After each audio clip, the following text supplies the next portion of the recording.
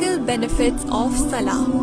नमाज की सबसे पहली पोजीशन होती है तकबीर। इस पोजीशन में हम अपने दोनों हाथों को ऊपर रेज करते हैं और दोनों हाथों के थम्स ईयर लोब्स को टच करते हैं। इस पोस्चर से हमारी चेस्ट कैविटी एक्सपैंड होती है, जो लंग्स के रेस्पिरेटरी फंक्शन को बेहतर करती है और इम्प्रूव करती है हमारी ब्रीदिंग। इससे हमारा ब्लड फ्लो एनहांस होता है and better blood flow means better overall health.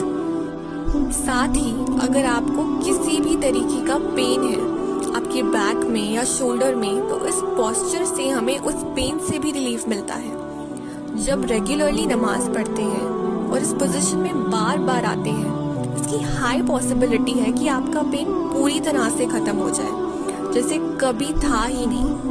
And ये मेरा पर्सनल एक्सपीरियंस है। So these are the benefits of तकबीर। फिजिकल बेनिफिट्स ऑफ सलाह पार्ट 2।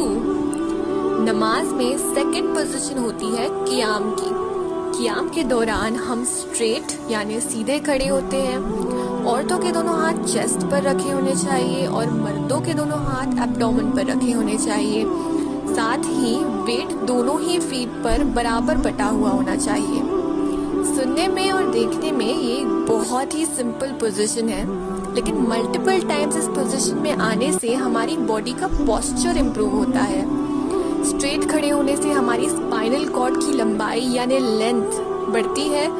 वेट डिस्ट्रीब्यूटेड होने की वजह से बॉडी का बैलेंस भी बेहतर होता है और ये ओवरऑल बॉडी की स्ट्रेंथ को बढ़ाता है।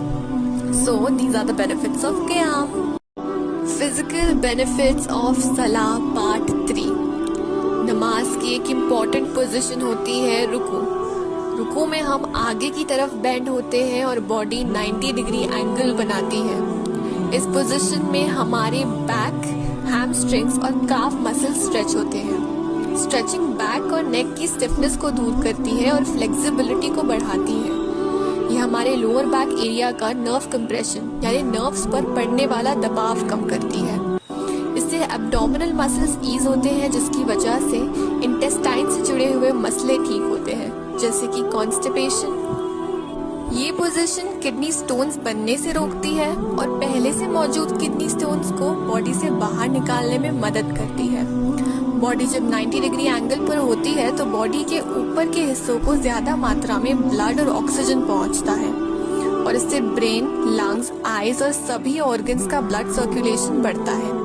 जब एक प्रेग्नेंट औरत रुकू की पोजीशन में जाती है तो उसकी फीटस की प्रॉपर पोजीशन मेंटेन रहती है। And these are the immense benefits of the position of रुकू।